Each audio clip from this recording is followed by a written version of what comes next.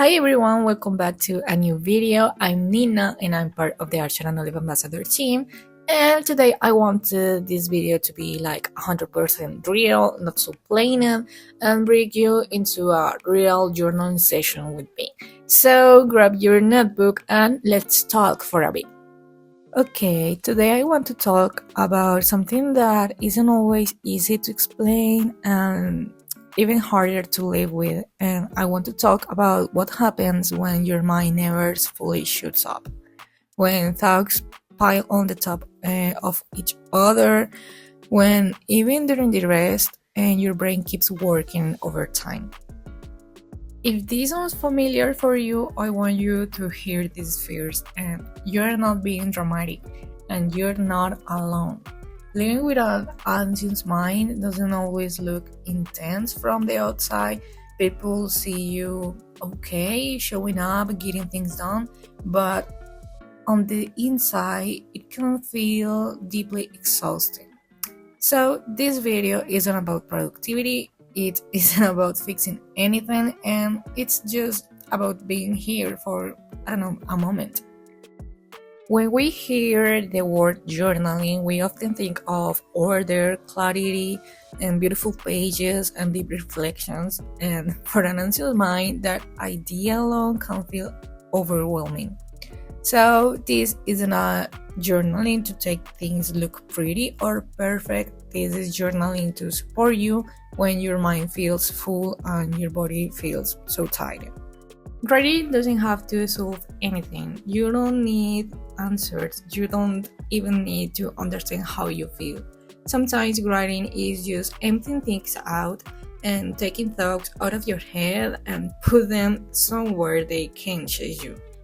Sometimes writing brings you clarity.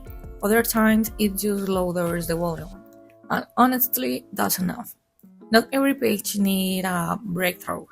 Some pages just need to help you breathe a little easier.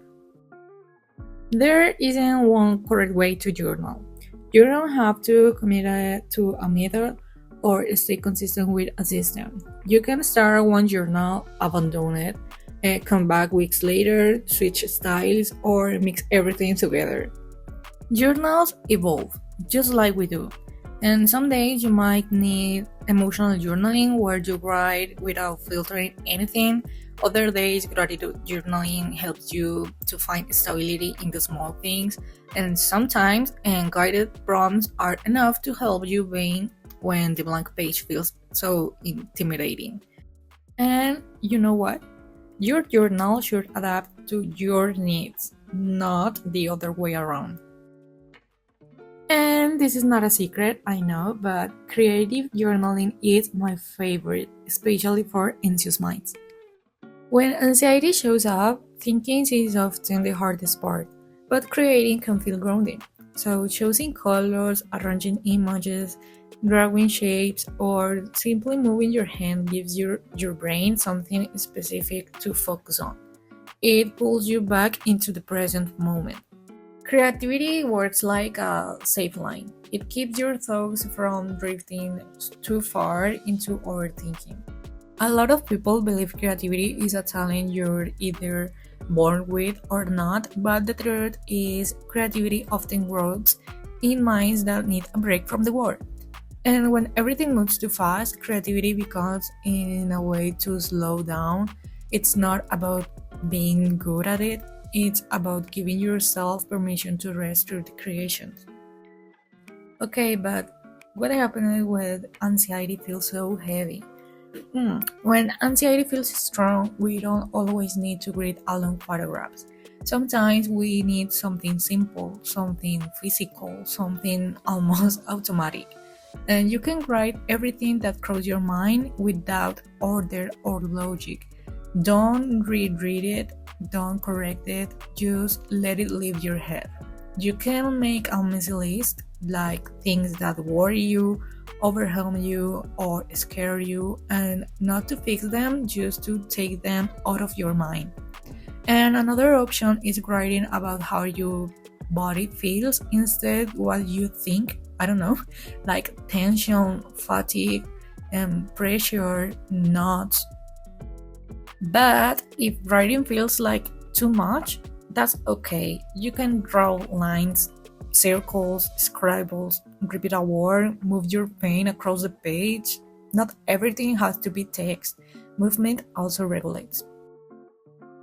Over time, there are pages you naturally return to, not because they magically fix everything, but because they feel familiar, because they hold you in moments when your thoughts feel too loud.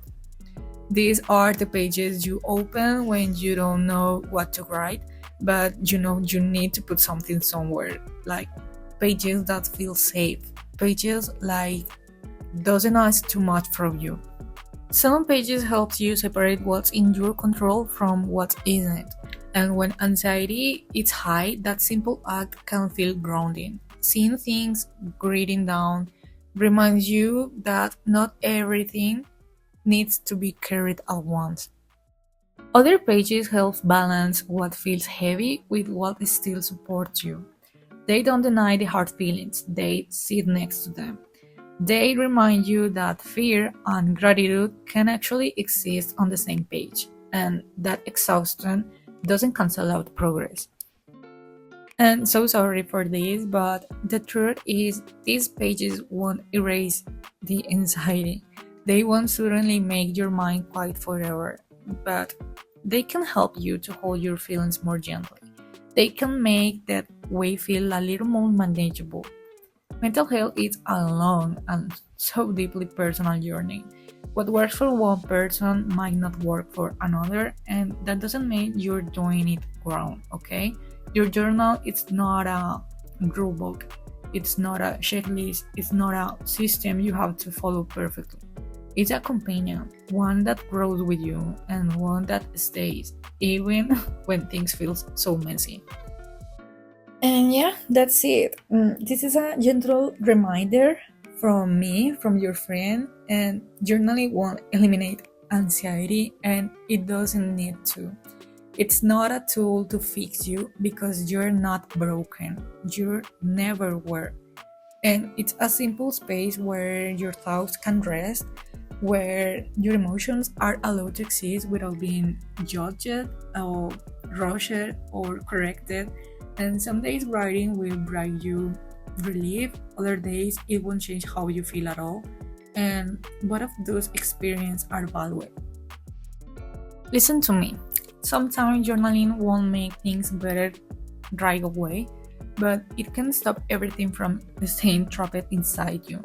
It can create just enough space to breathe. And if today feels heavy and you don't know what to do with that feeling, maybe you don't need answers. And maybe you don't need solutions. Maybe you just need a safe place to put what hurts. A notebook, a page, a blank sheet. Something that listens without interrupting, without trying to fix you, without asking you to explain yourself. And if today you can read, that's okay too. That doesn't mean you failed, that doesn't mean you lost progress. Your journal isn't going anywhere. It will wait for you patiently and quietly. And you can always come back. You're allowed to move at your own pace. One page at a time and one thought at a time. And whoa, oh my god. This was me trying to make your anxiety a little lighter with a friends only journaling session. And please remember that on the Archer and Olive blog, I share a post where I talk a bit more about this topic. So don't forget to check out the new entries. And my fellow ambassadors and the Archer and Olive team work really hard to bring you the best content and the best advice. So yeah, I'll see you in the next video. Okay, bye.